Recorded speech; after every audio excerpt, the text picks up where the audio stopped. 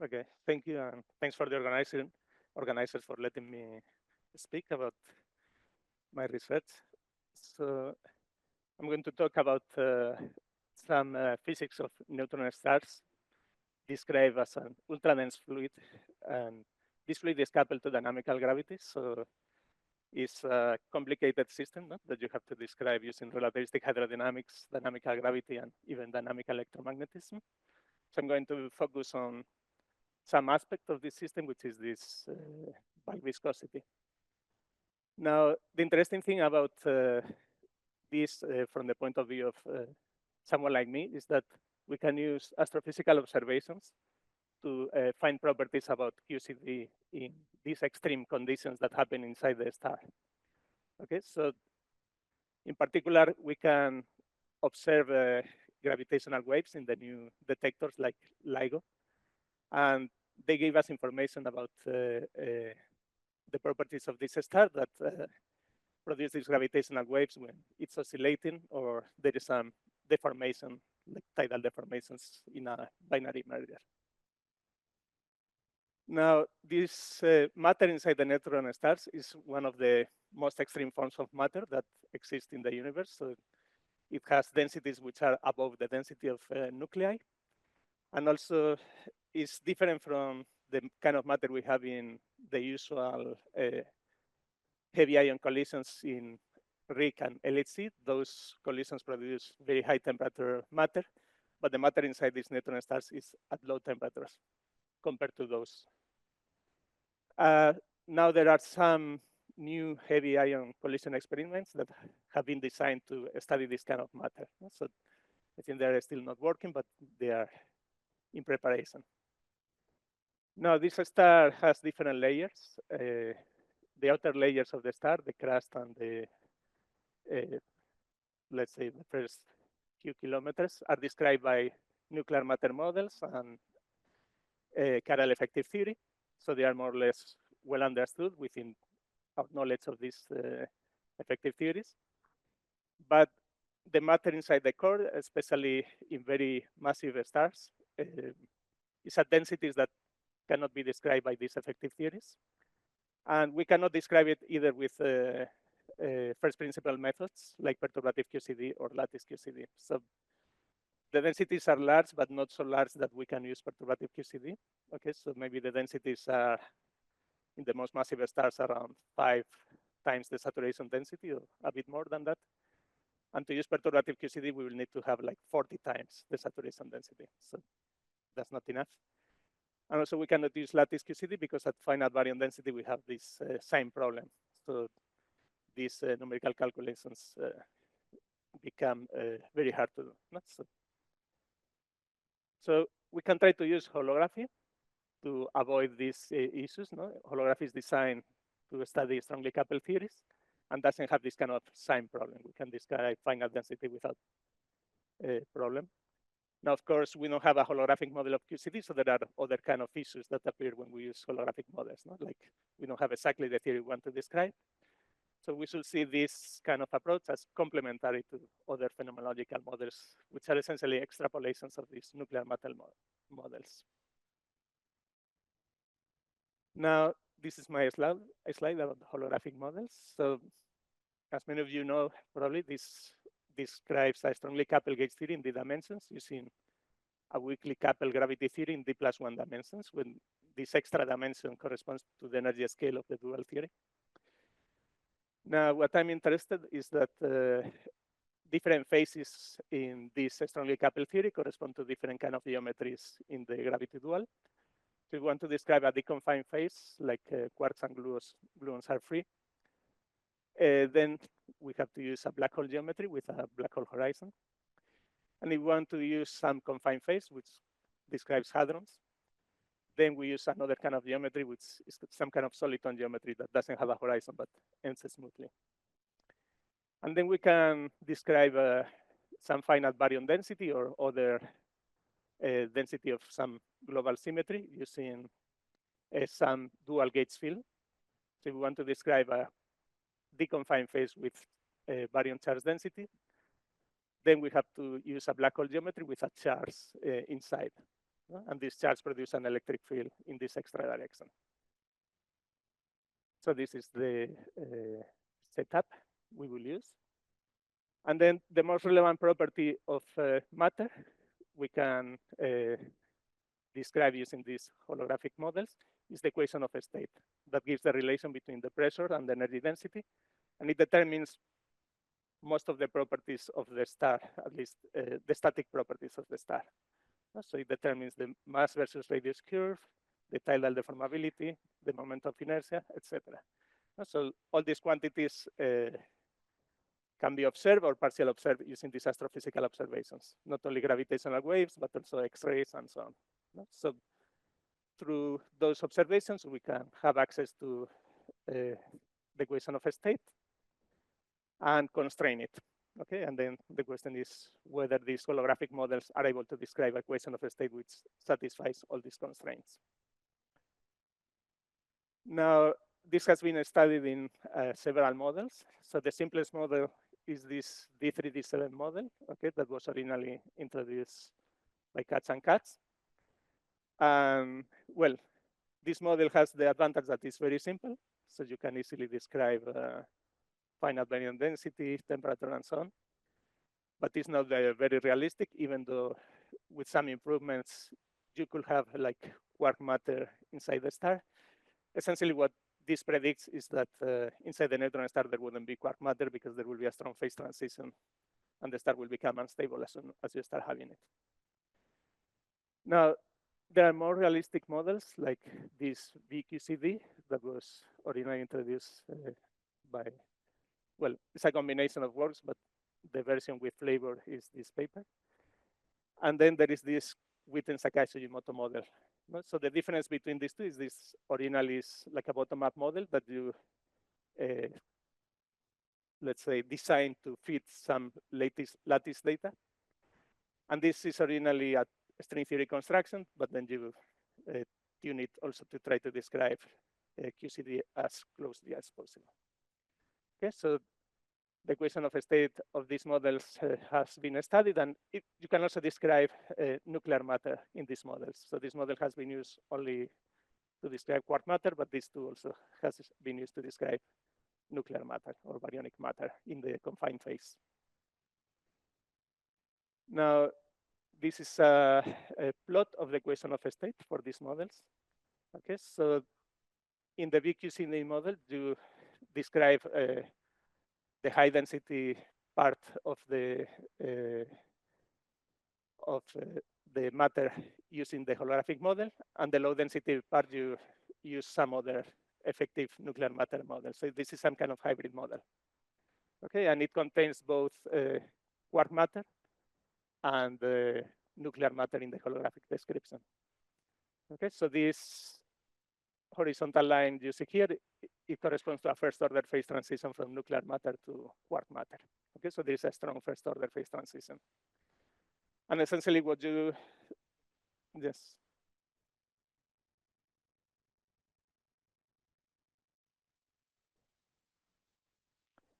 Okay, so this model, there are two kind of fits you do. So in order to match to the perturbative QCD, this model contains some action in gravity, and then you tune this action so it matches the asymptotic freedom behavior of QCD.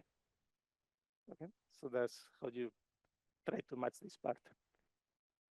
And then to try to match to the low energy part, you take results from lattice at small densities, so like the equation of a state at finite temperature and so on, and you try to match this model to those to that lattice data. Okay. Okay. That's on one hand, and this other model, the Witten-Sakai-Sugimoto model. Here you just describe nuclear matter, but you try to describe also the low density part using this model. Okay, so you try to match with chiral effective theory using holography all the way down. Okay, but you don't describe the quark matter phase here. Now you see like this shadowed region that corresponds to the lower region for the equation of a state that comes from the astrophysical constraints. So as long as your equation of a state is inside the shadow region, then that means it's consistent with the observations. Okay, so um,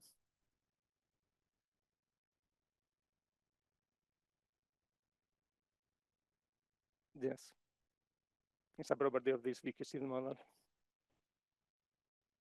In the D3D7 model, you have a phase diagram similar to this, except this line that separates the hybrid model and the holographic model goes all the way to the phase transition. You only describe the quark matter with the D3D7.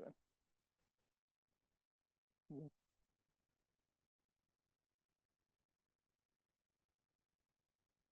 These ones, yes, you have well, so there are several observations that go into here. Some of them are these gravitational waves. And then we have a couple of observations of neutron star binary mergers. And then you can try to see from the gravitational wave signal, try to fit that to some model of the merger and extract things like this tidal deformability that is dependent on the equation of a state and so on.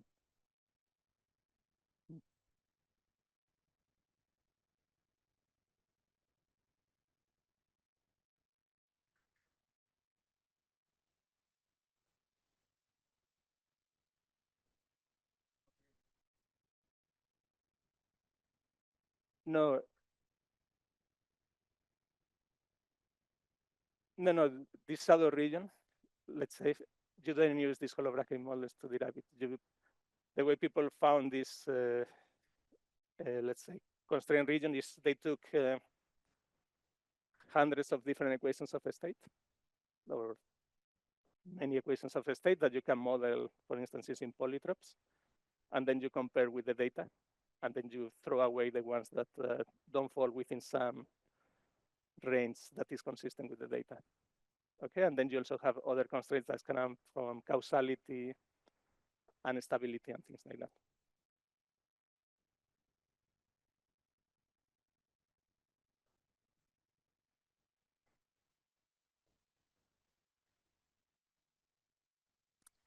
Sorry, can you repeat it? I didn't get it. Yeah. Mm.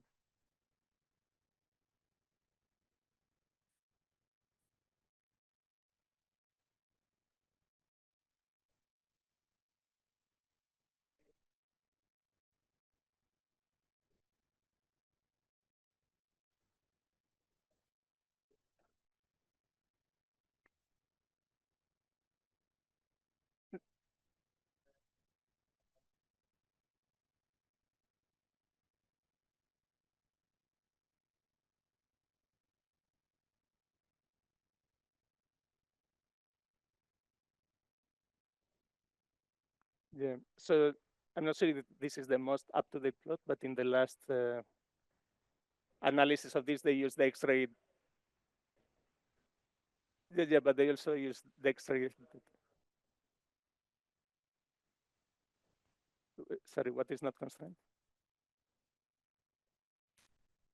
Yeah. I'm not saying there is evidence for this first order phase transition. I'm just saying this model predicts this first order phase transition. Yeah. I'm just saying whether you have a first order phase transition or not, as long as you are inside this region, is consistent with the observations. And they also include the X-ray data. No, you also try to constrain with this part, theoretically, perturbative QCD and effective field theory, so you also use theoretical constraints on this part of the diagram. Okay, so, well, so people has used this to compare to the data, and also this model to do simulations of binary mergers. Okay. Now, as I said, the equation of a state determines the static properties of the neutron star, but we can also be interested in other properties that are more related to the dynamical evolution, like the cooling of the star, this evolution during the binary mergers, or things like oscillations of the star around equilibrium. And then there are other properties that become relevant, like transport coefficients, emission rates, etc. Okay, and holography is, in principle, also well suited to compute these quantities. No? This has been done already for the quark-gluon plasma. No? So the most famous example is this estimate by Kovtun-Son and Starinets of the shear viscosity. But there have been many works related to transport in holography. No? So now the idea is to use this knowledge that we obtain from the quark-gluon plasma and apply it to these very large density states. Now, so to give a couple of examples, one thing is this R-mode instability. So if you have like a star which is rotating, then you can have an oscillation which is like a quadrupole oscillation. And then when you look the star from outside, then you see that this corresponds to some wave that is traveling in this star and is moving in the same direction as the direction of rotation. But if this is rotating very fast, it can happen that when you go to the rotating frame of the star, then the wave is actually moving in the opposite direction. So what happens in that case is that this has a quadruple, so it couples to gravitational waves, and the gravitational wave can be emitted, and it carries out some of the angular momentum of the star.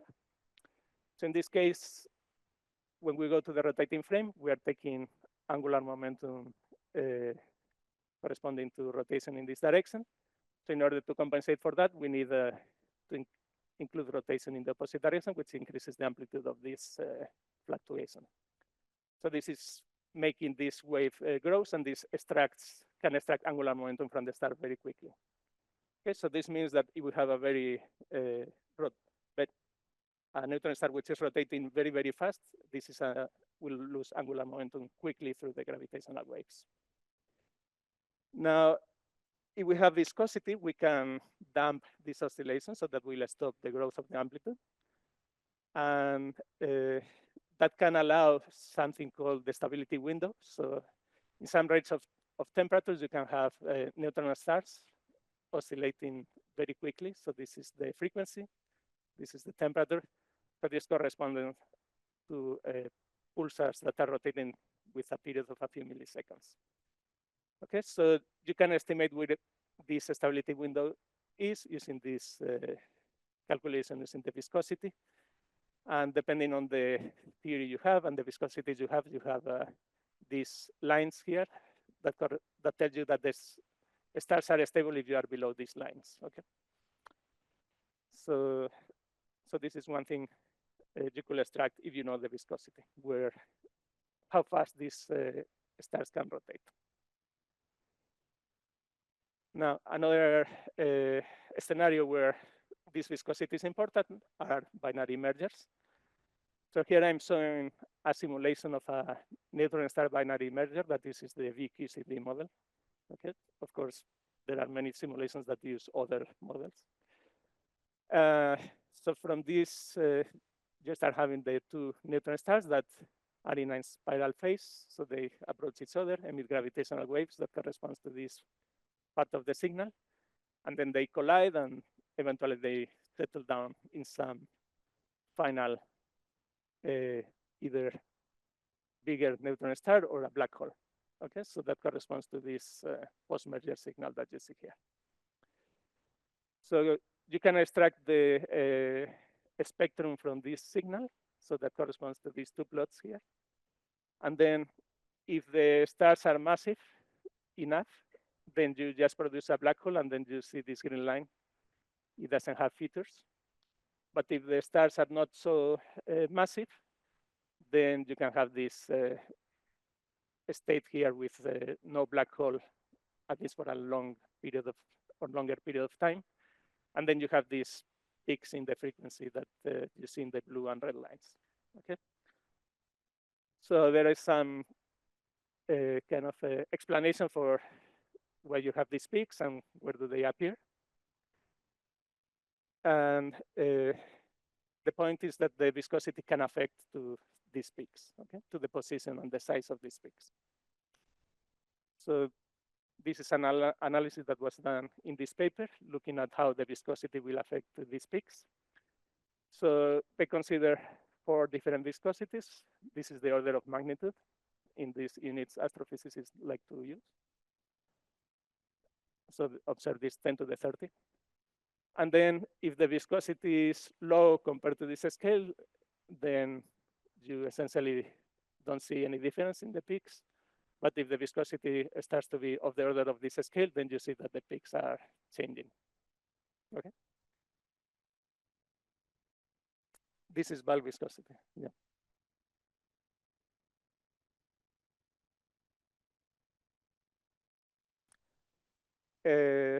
I think the shear viscosity is relevant for other things like magnetohydrodynamics, but not,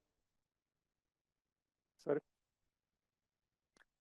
I think it can also be relevant if it's large enough, but I'm not sure how it affects the these peaks. Okay, but I think it can be relevant also.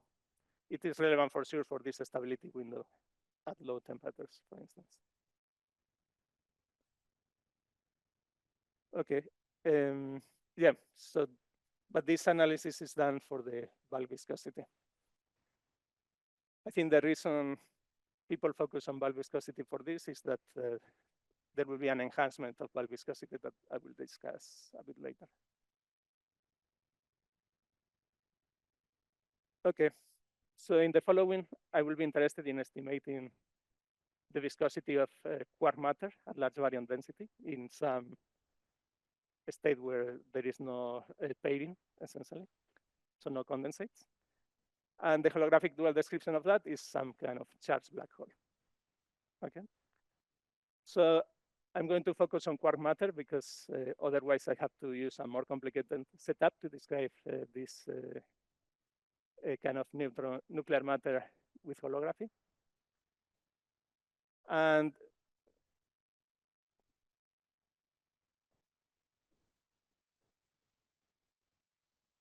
yeah, we'll talk about that later.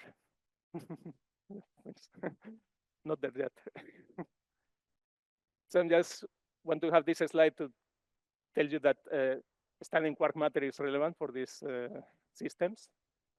Okay, so when people do simulations of mergers using equations of a state that include the quark matter with a phase transition, then they typically observe that this quark matter can appear during the merger in some regions of the merger. Okay, and then here you have an example of the time evolution of the merger and where you have confined matter or deconfined matter. So essentially, you end up in some mixed deconfined matter during the evolution. Okay, but the same kind of things you can see in other hybrid models. This is for VQCD, but these people study like order of 250 models, and they observe in some cases you can have this phase transition. Also, there is this analysis of the equation of a state using these polytropes. And you see there that there is a softening of the equation of a state inside the at large enough densities that is predicted by these astrophysical observations. And they interpret this as an indication that you could have some quark matter inside the core of the most massive stars. Okay, so there are some hints that you could have quark matter inside the star also. Now, here is the textbook definition of the viscosities. So we have the energy momentum tensor. No? In a relativistic theory, you can write it in this way, where you mu is the forward velocity of the fluid.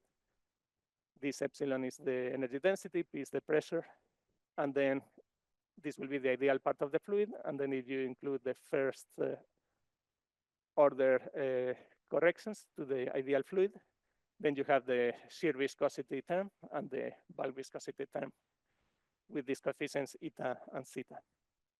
Okay, so in principle, you can extract these coefficients from the microscopic theory using two-point correlation functions of the stress tensor through the Kubo formulas.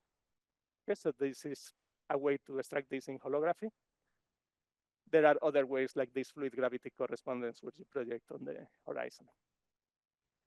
So in principle, we are interested in computing these coefficients.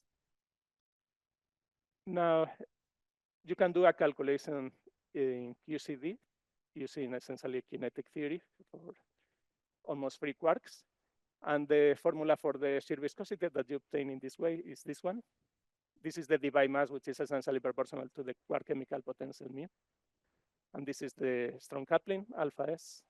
And you see that it just grows at low temperatures. Okay, so this is what you expect in a weakly interacting gas of quarks.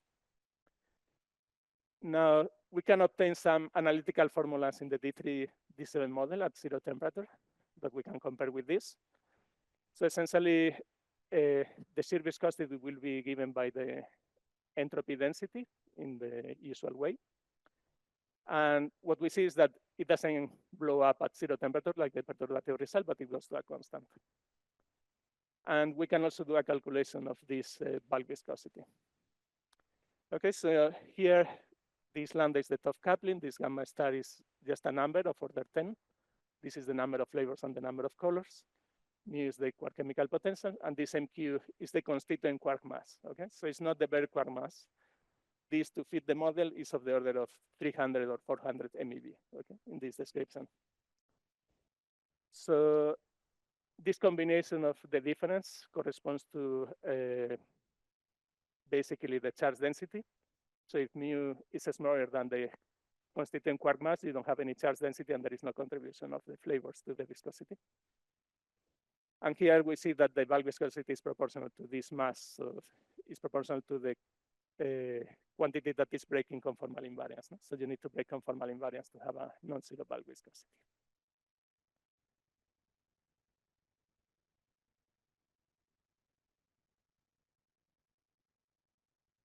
Why this is non-vanishing?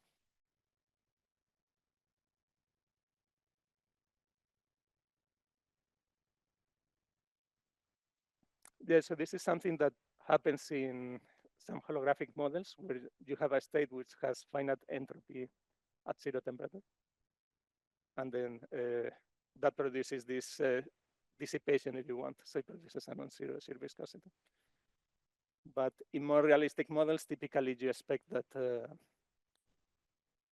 you won't have this finite entropy at 0 temperature, and then the shear viscosity will probably go to 0 in that case.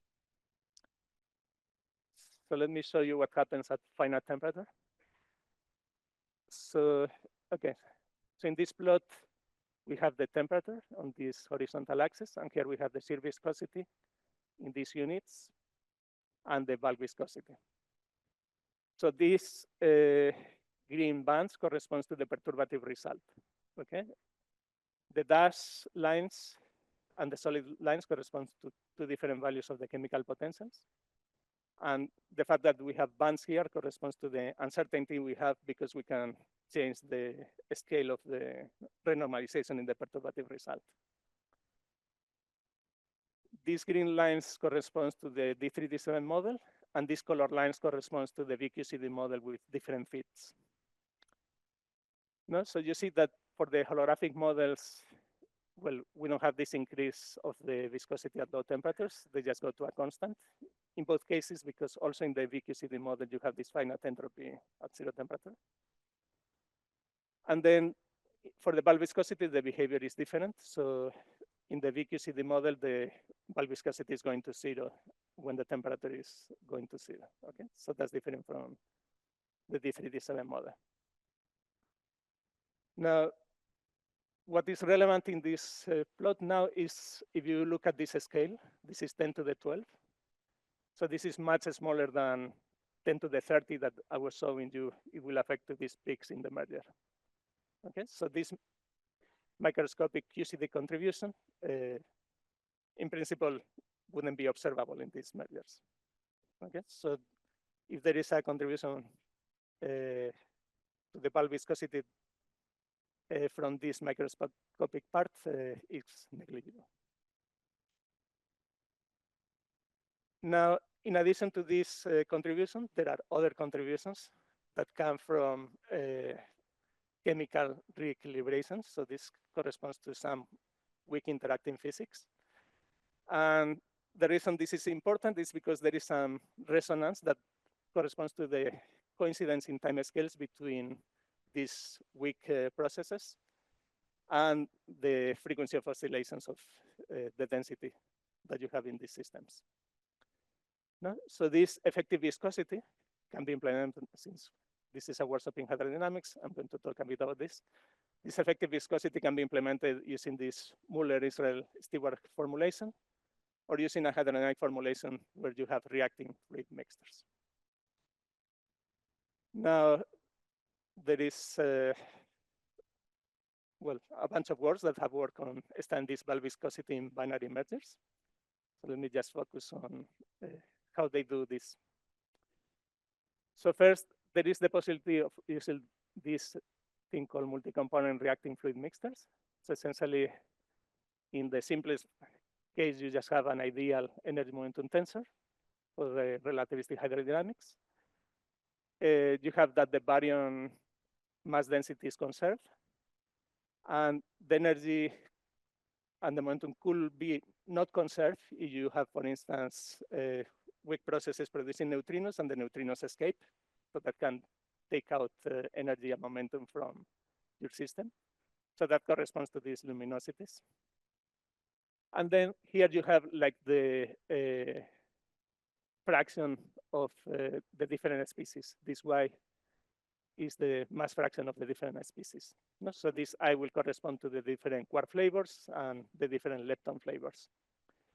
This Mn is just the nucleon mass, and these Ri are the rates which you change these fractions. Okay, so you could have a situation where you change one flavor into another through these processes, or you change quark into leptons, or things like this. Okay. Now, because this is conserved, when you sum over all the species, this sum of the rates will be 0. Now, if you use this hydrodynamics, then you can describe this effective bulk viscosity directly in this system. Okay, you don't see the bulk viscosity here directly, but it should be captured by this. Alternatively, you can use this Muller-Israeli-Stewart hydrodynamics in this Hitchcock-Limblom description, it's called. So you modify the energy momentum tensor, and then you add this pi, which is called the bulk viscous contribution. And this is some kind of extra degree of freedom. And then you use the entropy equation to give it an equation of motion that takes this form. So there is some kind of dissipation rate, this tau. And then the bulk viscosity enters in how you write this pi when you do some kind of gradient expansion. Now, there is a simplified version of this where you just drop this last term, which is called Maxwell-Catania. Okay, so in principle, you can describe the effective bulk viscosity just using this coefficient zeta here. So these people show that the two descriptions are equivalent. Well, at least you can go from this description to this description. And then the bulk viscosity is related to these derivatives of the fractions with respect to the density, and also to the derivative of the rates with this A, which is essentially the chemical potentials. Okay. So let's try to understand this formula a bit better using the original derivatives. Let's see. Okay. Now, this effective bulk viscosity comes from this kind of process of beta equilibrium, or beta equilibration, sorry.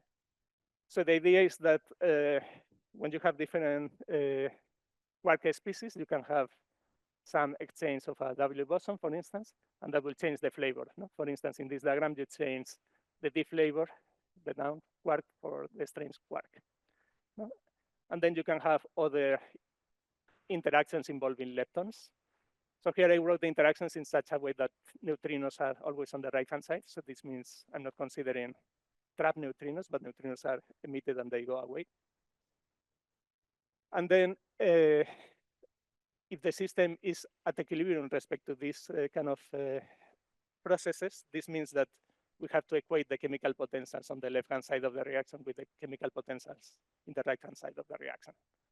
So that gives this condition on the chemical potentials for beta equilibrium. No? So these conditions will be satisfied in these neutron stars if they are at equilibrium. Now, if we deviate from equilibrium, then we will change the densities of the different flavors of quarks and the leptons. And that's described by these rates, these gammas that describe each of the processes. Okay, so for instance, this is the rate that describes the process involving only the quarks. Okay, so we can either produce U quarks here, so that increase the density, or remove U quarks in the process, and that gives us these minus signs. Now, these weak reaction rates are such that if you combine the densities of the quarks in the baryon density, or if you compute the electric charge density, combining the quarks and the leptons weight by the charges, then the sum of all these terms gives 0. Okay, so the baryon charge density and the electric charge density are conserved by these weak processes. Now, if we are just close to equilibrium, then we can expand these rate differences in terms of the deviation of the chemical potentials from the equilibrium values. So they will be linear in these differences. And then there are these coefficients that are called small lambda. Okay. So this is essentially what we will be interested in computing, these small lambda coefficients. Now, how does this produce an effective bulk viscosity? Okay, so I'm trying to explain the argument. So suppose we have the star or the merger, and then we have some fluctuation of the baryon density around some local equilibrium value. So this fluctuation has an amplitude and oscillates with some frequency omega. Okay, so because of these processes of chemical recalibration, this is an out of equilibrium process. So there are two ways to see at this. We will have a change in the internal energy, which we average over a time period of this oscillation. This is the bar. And this is described by the bulk viscosity times this divergence of the velocity of this fluid element square. Okay, so this is the dissipation of energy by the bulk viscous term. An alternative way to see at the same thing is that this element of the fluid is producing some irreversible work, which corresponds to the change in the volume times the pressure. And here I'm writing the volume in terms of the specific volume, so in units of the baryon charge, which is conserved through all the weak processes. Okay, so these two things are the same because they describe the same process, so we can extract the bulk viscosity equating these two formulas. So we need to compute this average over the period of pressure times volume difference and this divergence of velocity. Now, we can do this just by using the continuity equation of the baryon density. So from here, we can extract the divergence of the velocity in terms of the time derivative of the fluctuation of the baryon density. And then for this other term, what we do is we expand the pressure around the equilibrium value. So there will be a change in the chemical potentials, which we can relate to a change in the densities through the susceptibilities. And then this change of the chemical potentials is determined by these equations here. Okay, so we will use these equations to determine how the chemical potentials are changing over time, or how the densities are changing over time. Okay, so with this, we can determine this term here, and then after that, we can extract the bulk viscosity. Now, I'm going to show only the simplest case where we focus on this contribution that only contains the quarks. So for the kind of temperatures and densities we are interested, this is actually the leading contribution. We can forget about the leptonic parts. And then the bulk viscosity takes this simple form. So here you have, this is the frequency of the oscillation. Then you have the rate lambda 1, which is this small lambda ds that I showed you before. That comes from expanding to linear order in the chemical potentials. And then we have these coefficients A1 and C1 that depend on the susceptibilities and the charge densities of the different flavors. Okay, so whenever this frequency is of the same order of this term, this produces some resonant behavior on the bulk viscosity, and this enhances the bulk viscosity. So it turns out that for when this frequency is of order of milliseconds, which is the kind of time scales we have in these R mode oscillations or in the mergers, in these peak frequency peaks that I showed you before, then these two things are actually of the same order. No? And this C1 is determined by QCD, and this lambda 1 is determined by the weak physics. So there's a coincidence of scales that produces this enhancement. So how do we determine these things? So first of all, to determine these coefficients, we can just use the equation of a state. So we can extract the densities and the susceptibility just knowing the thermodynamics of the system. So this is, if you want, well known in holography, if we want to use holography to compute this. Now, to find these rates, this lambda 1, the way this is done is using a scattering amplitudes of these quarks. So basically, this calculation was done taking these quarks as basically free quarks and doing the S matrix element and using, well, the fact that you have some occupation numbers because you're in a finite density state. Now, this we cannot do directly in holography, so I'm just going to take the perturbative QCD value for these scattering amplitudes. Okay, so if we take these things and plug these holographic models I showed you before, this is the result for the bulk viscosity in units of temperature. Okay, so I'm showing here several lines. This dashed line corresponds to free quarks at 5 saturation densities. This will be the result for nuclear matter, protons and neutrons, essentially. And if you include hyperons, so this means hadrons with a strange quark flavor, then the curve, this curve is changing to this curve. Okay. And then here we have the holographic results for the VQCD model at 7 times the saturation density, and the D3D7 model for 5 times the saturation density. So these bands correspond to uncertainty when we do the fits to perturbative QCD or lattice QCD. And all this is at a frequency of 1 kilohertz. Now, you see that the holographic model gives a different prediction from just free quarks. Okay, so there is a shift in the frequency, in the temperature and the height of the peak for, in both cases, for the VQCD and the D3D7. And well, whether there is an enhancement or a suppression depends on the model. So I should say that this VQCD is fitted to lattice data at the small densities, so maybe it's not capturing completely correctly the large density physics. And this D3D7 is fitted at perturbative QCD at very large density. Okay, so maybe we should trust that there is some enhancement if we have quark matter. Okay. Now, in both cases, this describes a much lower bulk viscosity than the nuclear matter part, no? With the hyperons. And this is probably because these hyperons have a larger mass. No? We will see later why I'm saying this. Now, we compare to the calculations people do of binary merges, including the viscosity. There was this plot I showed you before where we see how the peaks are moved.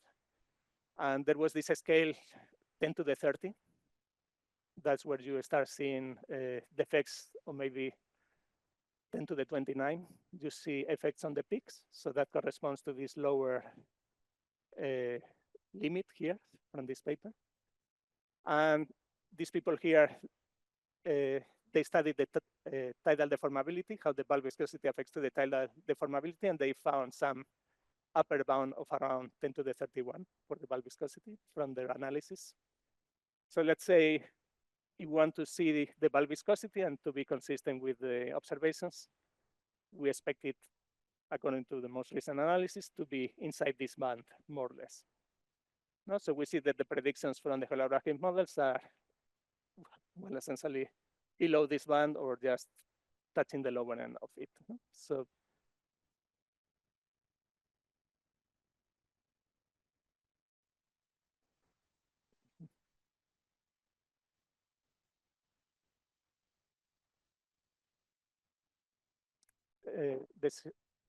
this upper limit, you mean?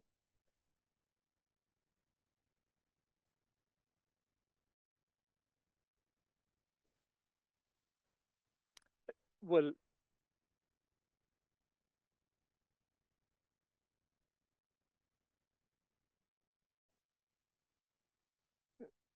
well, yes. So if it's below, according to the people here, you wouldn't observe it in these peaks. And if it's above, according to these people, it wouldn't be consistent with tidal deformability observations. So,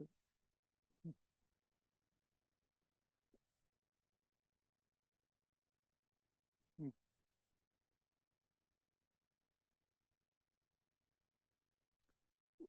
Well, but if you believe these people, if it's too large, then that wouldn't be consistent with the observations. Yeah.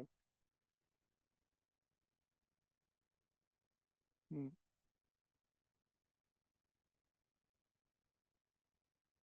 Yeah. Yeah.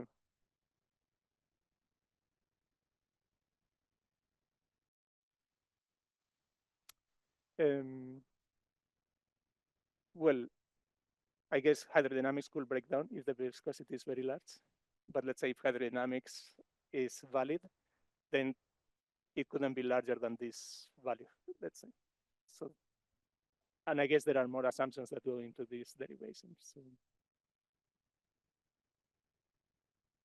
anyway, it looks like it's going to be very hard to make it larger than this, no? Because this is like the largest we see. Yeah.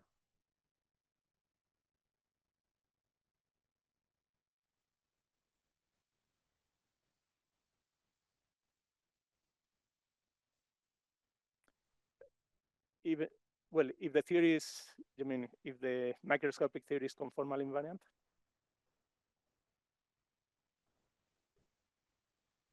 Yeah, so this viscosity will still be non-zero because if, yeah, that's right. So yeah, the other viscosity I showed you before, the one that was much smaller, that will be zero if the theory is conformal, but not this contribution. Okay. So, okay, so let me just show the analytic formula for the valve viscosity at zero temperature. This is for the D3 design model, but it fits quite well this shape. So two interesting points here are, first of all, this depends on this mass square difference.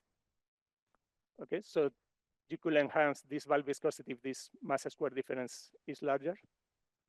Okay, so the way we set up this calculation by fitting to perturbative QCD made these two constituent quark masses actually to be close to each other. Okay, but maybe there are other situations where this could be much larger and that will enhance the valve viscosity.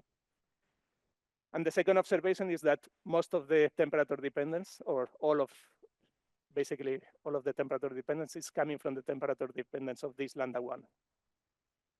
Okay, so the weak rate is the crucial piece to describe this shape, where the peak is, etc.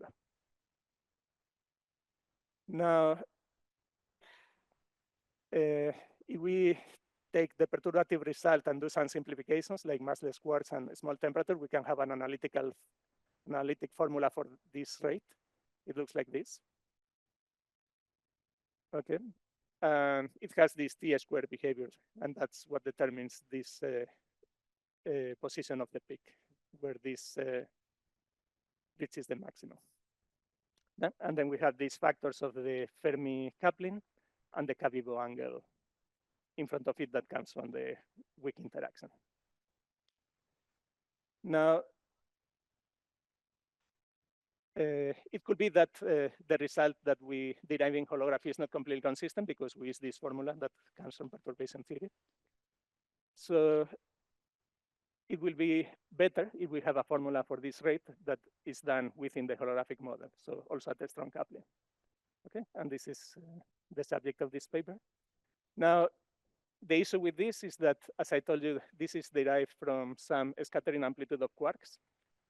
Quarks are not gauge invariant operators, so it cannot be described in holography. So these S-matrix elements cannot be obtained from holography directly.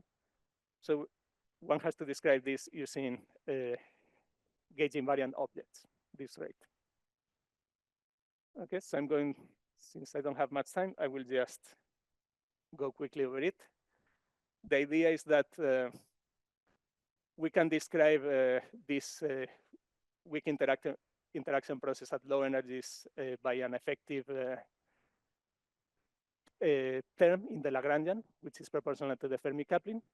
And this is essentially the coupling between two left currents, okay, that involves the quarks and the leptons, and it takes this form. So this is a 4 fermion interaction in the effective action.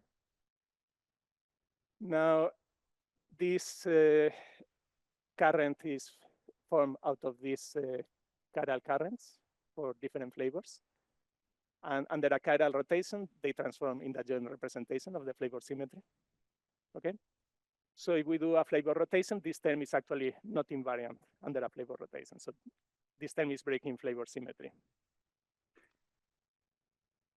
Now, this means that when we derive the Ward identities, the flavor currents for the different quarks and leptons are not conserved, but they get terms in the right-hand side.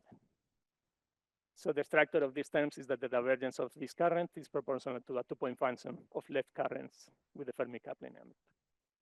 Okay, so this is just from the Fermi effective theory and symmetry. We can obtain this formula. Now, if you look at all the terms I had before, you can see they are consistent with flavor, with baryon number conservation, lepton number conservation, and electric charge conservation. Okay? So this is what we expect from these weak interactions. Now, we can extract the first correction coming from this breaking of the symmetry by using a perturbative expansion in the Fermi coupling. So the expectation value of an operator with this term is going to be the expectation value of the same operator without the term, plus a correlator of the operator with the Fermi interaction. Okay. So when we have a 2-point function here, this means we're going to have like the correlator of 4 currents. And we use a factorization in 2-point functions like this. So this is expected to be valid at large n. But even if we are not at large n, the terms that don't factorize corresponds to an effective 8 fermion interaction that we expect to be suppressed even in ordinary QCD. You know? Now, when we do this factorization, then this non-conservation of the currents can be written in this way with the Fermi interaction and the Cabibbo angle and these small gamma terms that contain all the non-trivial physics. And well, you can show that these are determined by the spectral function of the currents. These are these rows, these are the spectral functions. And these Bose-Einstein distributions that depend on difference of chemical potentials for different fermion species. Okay, so if you expand for a small, so this vanishes, this bracket vanishes at beta equilibrium. So that's consistent with what we expect. And if we expand for small deviations of beta equilibrium, we have a linear term in the difference of chemical potentials and this coefficient here. So this capital lambda determines the small lambda I showed you before. So well, we use a holographic model to compute this. Let me not go into the details, just give you the result. So this capital lambda at the small temperatures have this behavior. So it's like mu5. This is the quark chemical potential, temperature squared, and there is a logarithmic correction. And then beyond this low temperature, which is described by this line, you can compute it numerically, and that corresponds to these dots here. So you see that when this temperature is low enough, this analytic approximation is good, but as you increase the temperature, then you start deviating from it. Okay, and then if we compare with the perturbative QCD result, then we see that it looks similar, actually, the holographic calculation and this perturbative result. So they have this factor. So we can think of this as coming from this argument I showed you about the breaking of symmetry and perturbative expansion in the Fermi interaction. And then they have this behavior in the chemical potential and the temperature. So that corresponds to a Fermi liquid. So actually the holographic calculation also describes some kind of Fermi liquid in this model that I showed you before, I flashed before. And then there are some logarithmic corrections which are different in the perturbative theory and in the holographic theory, okay? So we can think of these logarithmic corrections as having some kind of non-Fermi liquid correction. And the difference is that in perturbative QCD, this is producing an enhancement of this rate. And in the holographic model, this is producing a suppression of this rate. Okay, so this is, at least in this model, this is going in the opposite direction of enhancing the bulk viscosity. Okay, so that will be the conclusion. Okay, so this is like a preliminary result for some toy model. In the model, I had 0 quark masses. It will be interesting to turn on non-zero quark masses. The perturbative calculation with non-zero quark masses has been done, at least for non-zero strange quark mass, but it doesn't have an analytic easy formula. And then I was using a toy model, but it will be interesting to compute the rate in other models that people have used to model the equation of a state of the neutron stars, like the D3, D7, the VQCD, or the other models. Now, to extract the full dependence on chemical potentials could be interesting also. In principle, we can do that in the holographic model. We can have a formula for any value of the chemical potential that will correspond to finding this spectral function as a function of the chemical potential. And that could describe large deviations from beta equilibrium. And then, of course, it will be interesting to implement these flavor non-conservation equations in hydrodynamics, no? Like this multi-component fluid, or using this Muller-Israeli-Stewart approach. Now, other weak rates we can derive using the same approach will be corresponding to other processes like cooling through neutrino emission. So there is already some work done in this direction using a combination of holography and kinetic theory by the group in Paris. And yeah, I think there are many things to do yet in this direction. So I hope we can look at that in the future. So thank you.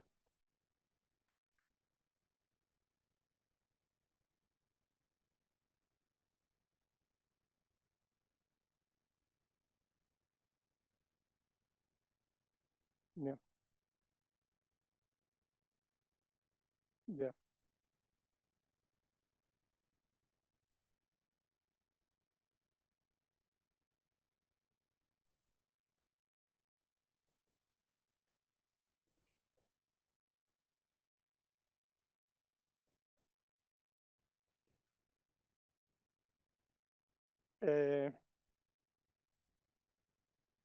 Yeah, I guess the effective bulk viscosity in different regions might be different. No? That's what you expect.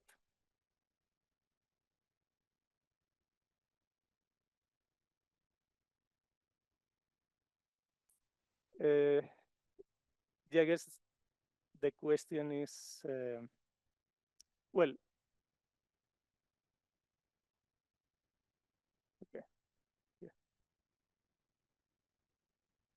So there will be a change in the equation of a state, no? Like, for instance, if just in a hypothetical case, the nuclear matter was described by this, and the quark matter by this, then the Val viscosity, the effective Val viscosity will jump in one region where you have matter to be like this to the other region where you have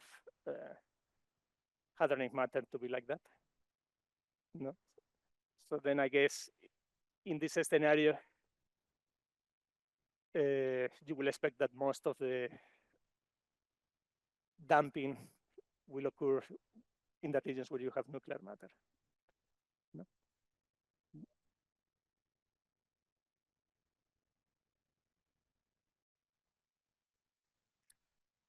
Yeah, in the merger, for instance, you will have, if you have a sudden phase transition, then there will be a jump in the Val viscosity.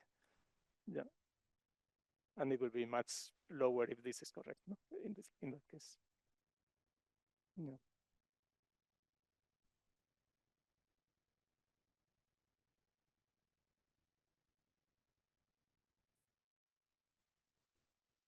Mm.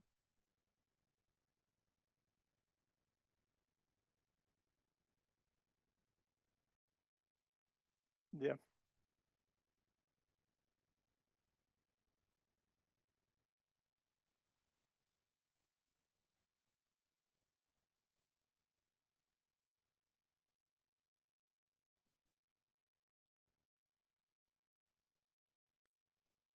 Yeah. Okay, this is related to this model I didn't explain. So let me just say a few words. So, okay, in this model, you have the gauge fields that describe flavor, and then you have this scalar that describes the quark bilinears, and the gauge fields describe the flavor currents. Now, if you don't have a quark masses, then you can put this scalar to 0, and this describes a Reisner-Nostrum charged black hole. Okay. So this is one of these setups where you have finite entropy density at 0 temperature. But the other thing people notice about this Reisner-Nostrum at 0 temperature is that when you look at correlators, they behave like a non-Fermi liquid. If you look at, for instance, current correlators or fermion-fermion correlators. So people have used this before to describe non-Fermi liquids in the context of applications to condensed matter. So, yeah, so this was kind of particular to this model. So, but if you have the VQCD model, for instance, or if you turn on non-zero quark masses, then what you expect is that the scalar will back react over this geometry, and then you wouldn't have this Reisner-Nostrum at 0 temperature anymore. And then you don't expect to see the same non-marginal Fermi liquid behavior. So,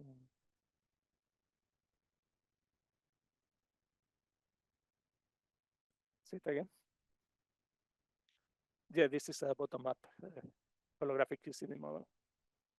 All the models are actually bottom-up, even if they are inspired by string theory, because the moment you fit to QCD, then you have to do some extrapolation. But yeah, this is like the model people used to describe the meson spectrum originally, like the hard wall model. So,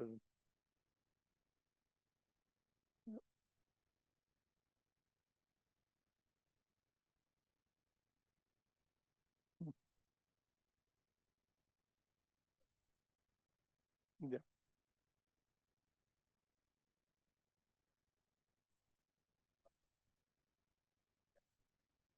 Yeah, if you have pairing, you can change the transport coefficients. So in this, well, in this setup, I think Nick Evans and collaborators consider color superconductor in the context of D3, D7 models, like here. But they have not studied the transport in that case. In principle, there are holographic models of color superconductors that are based on string theory constructions, but they're usually quite complicated. So they involve having something like an instanton configuration in the presence of a charged black hole.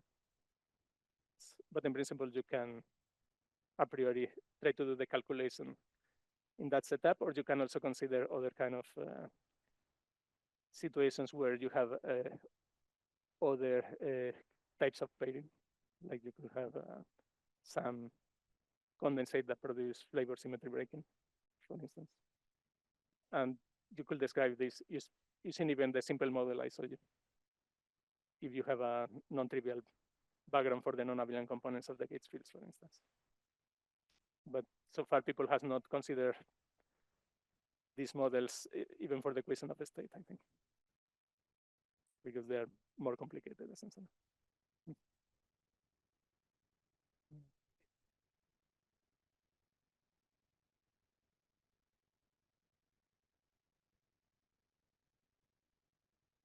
Okay, thank you.